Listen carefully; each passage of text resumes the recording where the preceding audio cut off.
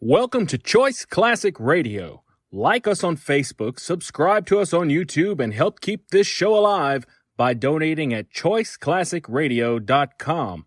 For more of your favorite old-time radio shows, join us on our companion podcast, Choice Classic Radio Detectives, where we bring to you tales from the greatest detective shows the golden age of radio had to offer. And now, with 126 episodes made, broadcast on NBC Radio from 1955 to 1958, we bring to you X-1.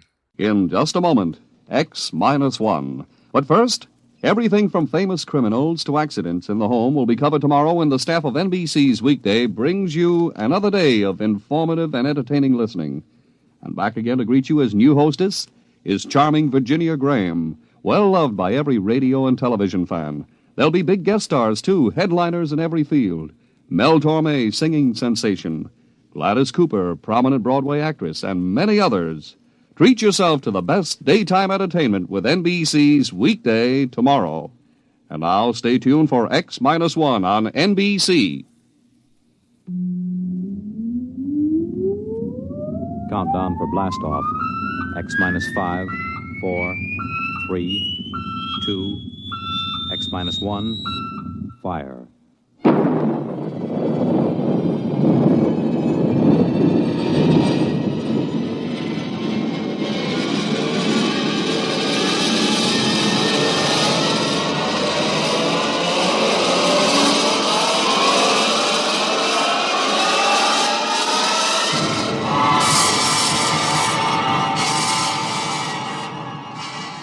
From the far horizons of the unknown come transcribed tales of new dimensions in time and space. These are stories of the future, adventures in which you'll live in 1,000,000 could-be years on 1,000 maybe worlds. The National Broadcasting Company, in cooperation with Galaxy Science Fiction Magazine, presents X-1.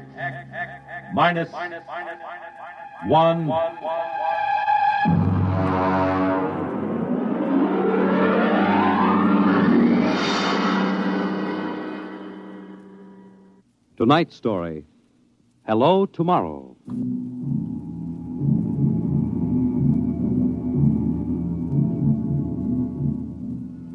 After the Third Atomic War, when the Earth was a mass of red radioactive dust, a handful of men and women went deep underground in the struggle for survival.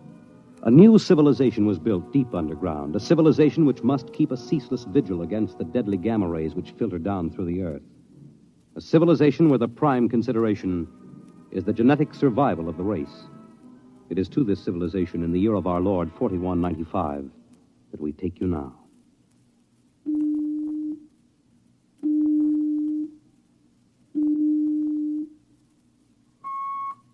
Professor Lois Burton? Yes. I have a call from the Director of Emotional Stability for the Third Oblong. Go ahead, sir. Hello, darling. Hello, dear. How is the Director of Emotional Stability? My, how impressive that sounds. Don't joke, dear. You never know who may be listening. Sorry. How are you? You sound tired. Well, we've had some bad cases. Mostly frantic mothers who insist on imparting their feelings to children. I suspect it's chromosomes affected by gamma ray leakage from the surface, but the head of the psychotechnic division says they're glandular cases. But that isn't why I called. I have good news. What is it? The genetic board has approved our application for marriage. So soon? Our chromosomes tested perfect. We can marry any time we want. As a geneticist, you should know that our offspring should be 90 percentile of perfection. I know. What's the matter? You are happy about it, aren't you? Of course. Terribly happy. I'm coming right over to the lab. You'll have to give me some time. What's the trouble? No trouble. You know that genetic survey I've been working on? What about it? Well, I've finally gotten permission to study an actual living case, a specimen of imperfect genetic transmission. Really? They're bringing him, or it, up from the condemned cages on the lower level. You will be careful. There's nothing to be afraid of. The specimen is XJ12. It's been studied before many times and is quite well trained. Oh, there's my door signal. I'll have to hang up, darling. See you later. Yes? Professor Burton? Yes. I'm from the Phylogenic Institute. Oh, you brought my specimen? May I come in? By all means.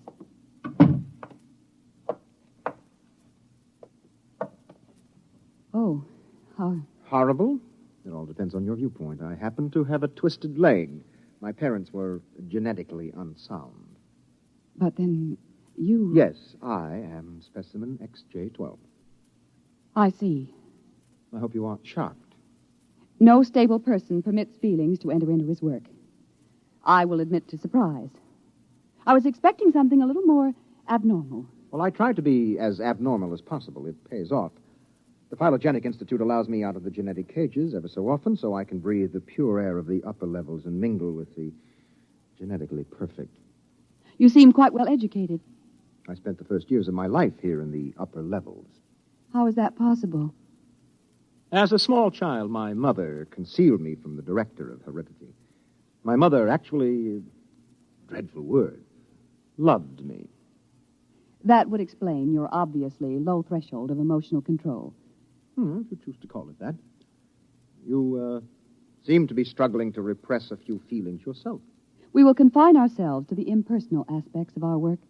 As you please. I shall require you as a demonstration for a lecture I'm delivering to one of my classes tomorrow. At your service. Sit here, please. Grip these electrodes tightly. I'm going to calibrate your electrochemical tension. I'm quite familiar with the procedure. I realize that as an imperfect, I am expendable, but I should hate to be electrocuted. The charge is not lethal. Plus 15 surface tension. You know, you have beautiful hair. Plus 12 at a depth of 4 centimeters. My hair meets minimal requirements for the genetic code. Lovely blue eyes. Crystal clear. Plus 10 at 7 centimeters. Pretty. A perfect woman. Lovely expressive hands. And a heart of stone. Like all the rest of you perfect survival types. Shut up. Oh, could it be you do have feelings? I seem to sense an air of emotional tension. It's nothing, dear. This is the specimen. You, specimen. Tell this dolt who I am, Lois. This is the Director of Emotional Stability for the Third Oblong. You will address him as Mr. Director. Mr. Director. This creature seems quite impertinent. He's only a specimen, darling. Well, use him and ship him back to the cages. He's probably radioactive.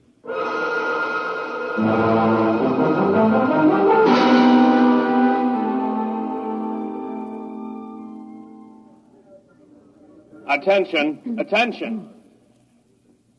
The next demonstration will be conducted by Professor Lois Burton of the Institute of Genetics.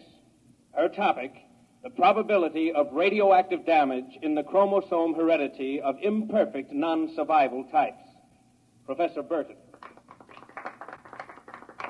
As you know, most imperfects are destroyed at birth. However, those who, for one reason or another, manage to survive are segregated in cages on the lower level for study purposes. The specimen we have today has been trained to tell in his own words about the factors in his upbringing. You will have to forgive his immature emotional control factor. He is, as you can see, quite different.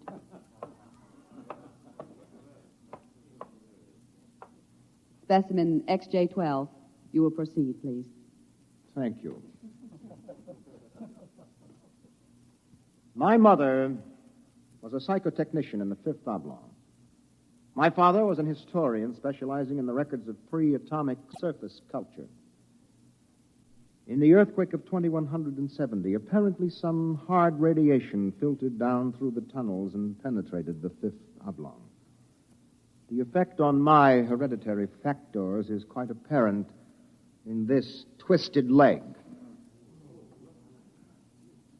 My father taught me in the last days before he was executed that every human personality is born with certain inalienable natural rights. The rights to have feelings, the right to mature, and above all, the right to be different from every other living organism. Because it cannot be otherwise, I submit to you, distinguished students, that the attempt by this society to abridge these rights is a violation of nature. I submit that the imperfects, the mutants, those who are different, have as much right to exist and be free as you. And I say break open the cages. Stop him! Give us back the right to be individuals. Stop him! Oh! Perhaps that will teach you. Professor Burton, take this specimen back to your laboratory and confine him.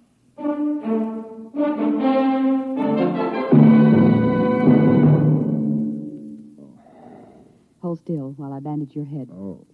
You'll be all right. I suppose you detest me for getting you into trouble. I don't detest you. What? I don't know why, but as you spoke, something began to stir in me. Tell me what you feel. If I moved you, then I must have moved the others, some of them at least. For some reason, I took pride in what you were doing, seeing you stand up against them. Why do you look at me like that?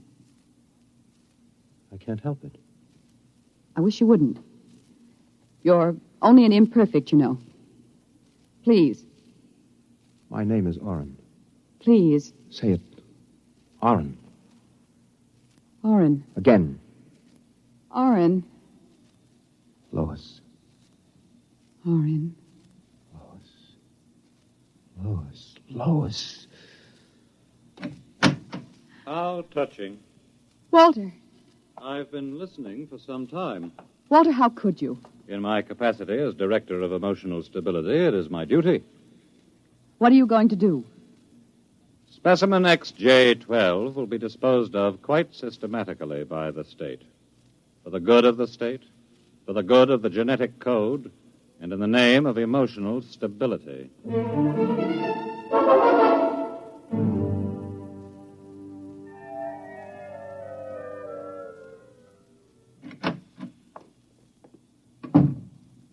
Walter, I have to talk to you. Go right ahead. Walter, you mustn't destroy him. The specimen? Why not? He's emotionally unstable. You have to expect irrational behavior. Aren't you forgetting something, my dear? That you were responding in much the same manner? Or had you forgotten? You see, I'm having him liquidated for your sake. He has an upsetting effect on you. Then send him back to the cages. But don't kill him. You speak of destroying an inferior creature as if it was something unethical. Walter, please, for my sake. I understand that you have entered a plea for postponement of marriage at the Records Bureau. Yes. I was too upset to go through with it. It came as a great disappointment to me. I'm sorry. I was hoping that, linked to a stable personality such as mine, you might settle down. If you were married to me, I might even be persuaded to send him back to the cages instead of having him destroyed. Think it over. If I refuse? The choice is yours. Well, my dear? Perhaps you're right. I am. I suppose I ought to be rational about this. After all, he's an imperfect. I'm glad you've come to your senses. When can we be married? Tomorrow, if you like. The sooner the better.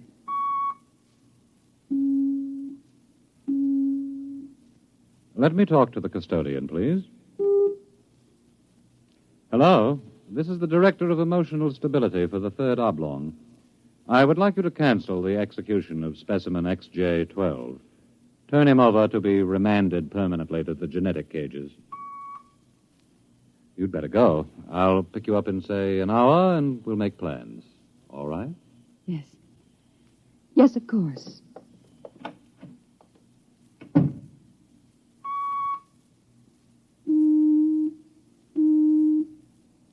Hello. This is the Director of Emotional Stability again. I want you to cancel that last order. Proceed with the execution, but under conditions of absolute secrecy. No, don't use the lethal chamber. Take him through the upper level to the tunnels. Yes. Yes, I'll issue a pass for the radiation checkpoint.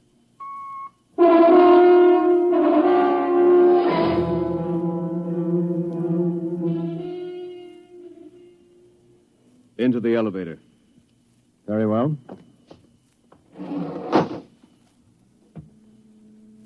Why are we going toward the surface? The cages are on the lower levels. Radiation check. They've never done that before. New procedure. Walk. Halt. You can't go beyond this point. There is radioactivity in the tunnels. I have a pass from the Director of Emotional Stability for the Third Oblong. Special mission. I'll open the airlock. March inside.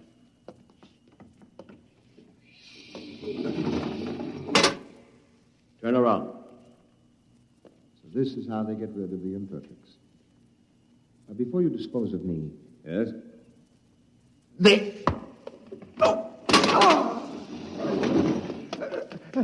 Help! Security! Security! What is it? What's happened? The prisoner struck me. He escaped into the tunnels. He won't last long. Can you go after him? I could send a robot, but it isn't worth the trouble. There's no way back from the tunnels except through here. The only other direction he can go is toward the surface. And the closer he gets, the hotter the radiation. Now, I think you can consider your prisoner officially dead.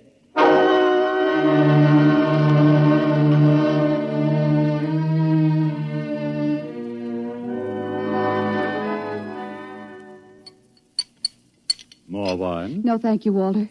You look very beautiful, my dear. Very beautiful. Thank you. The wedding will be a small affair. The director of endocrine control, the chief of the security guard. Walter, Yes? was he returned to the cages? Oh, now, why must you spoil it? Was he, Walter? Well, as a matter of fact, there was a little difficulty. Difficulty? Yes, you see, XJ-12 escaped. How? Where? He struck a guard and ran off into the tunnels. The tunnels. But that's sure death. He's free to return any time he chooses.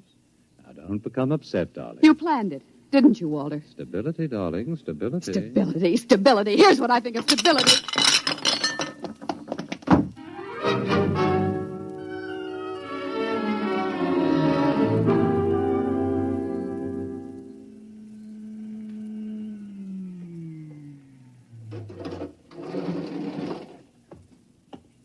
Halt!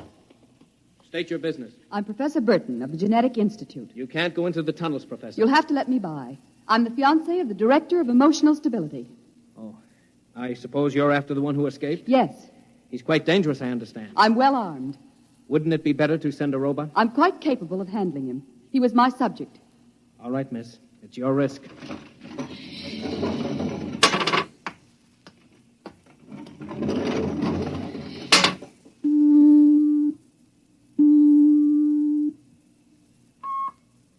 Checkpoint. This is the Director of Emotional Stability. Yes, sir. If Professor Burton tries to pass the checkpoint, I want her taken into custody. Professor Burton just passed her. She You said that... idiot! But, sir, she said that I she don't had... care what she said. Stop her. Send robots after her. Get her back. Yes, sir. At once, sir.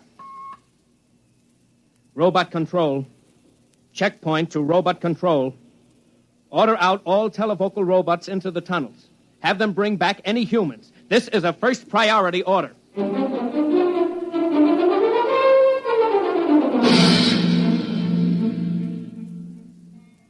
Oren! Oren! Oren! Oren! Oren! Oren! Oren, where are you? Oren. Hello? Oren! It's Lois. This way. Behind the rock. Over here. Oh, darling, darling. Lois. Lois, why did you come here? It's I suicide. had to. Oh, darling, are you all right? So far. You've got to turn back. Give yourself up. They'll kill You me. can't stay here. The radiation is +4 at this point. It gets worse as you approach the surface. Lois, darling, go back. What will you do? I'm going ahead. But you can't. I can. I'm going to the surface. It's certain death. Not even the robots can survive it. Well, at least I'll be the first human in 1,100 years to see what the surface of the Earth looks like. Come back with me. No, Lois. Then I'm going with you. Lois. Don't try to stop me, darling. There's nothing to go back to now. Nothing but Walter and emotional stability. You really want to come with me? Yes. You know what it means. I don't care. My mother used to believe there was a life after death. A place called heaven. We'll believe it, too. Oh, no, Lois, I can't let you go. Oren, I love you. See, I know how to say it now. Say it again. Oren, I love you. What is that? It sounds like... Oren, it's a robot patrol. They're looking for us. All right, come on. This way.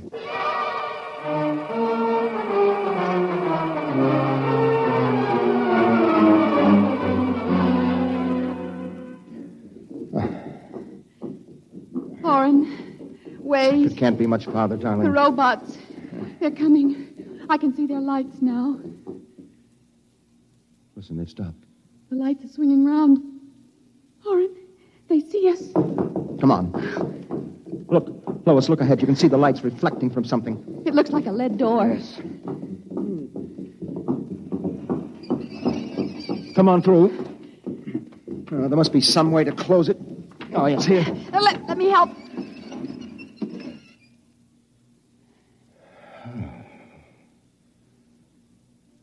Well, they won't get through that. It's solid lead.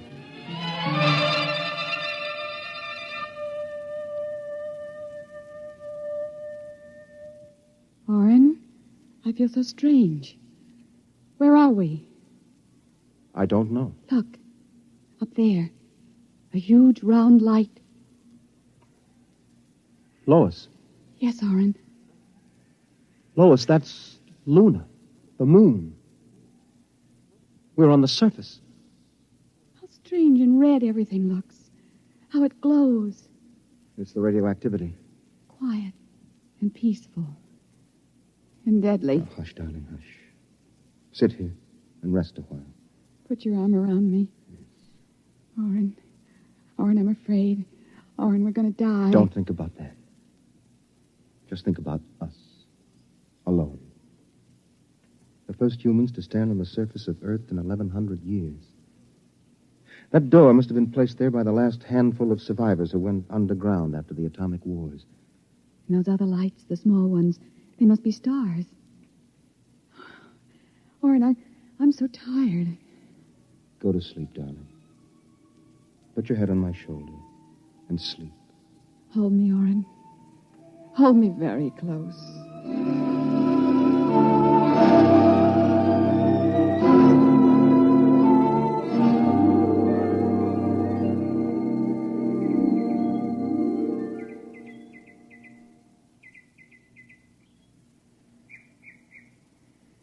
Oren. Hmm? Oren, wake up. Hmm? What? Look, it's light. The whole universe is light. Oh, Oren, how beautiful. Look. This must be the heaven my mother talked about. See the plants? All green and fresh. And the birds. How strange they look.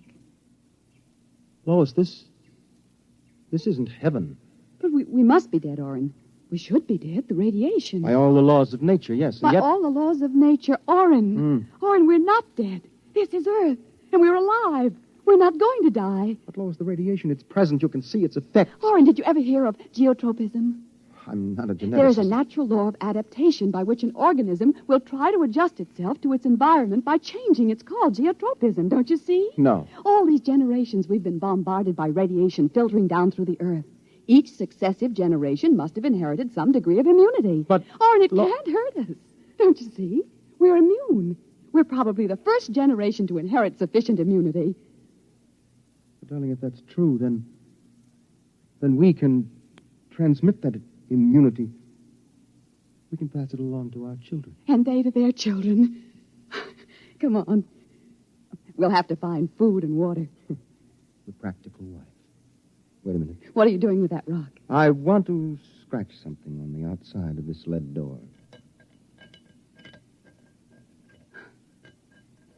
Lois and Oren. 4195 A.D. Hello, tomorrow.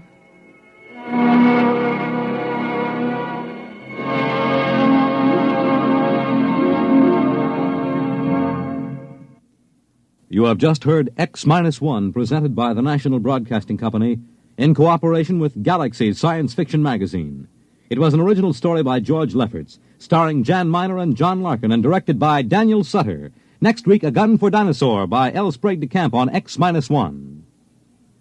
This is the NBC Radio Network. That concludes today's episode.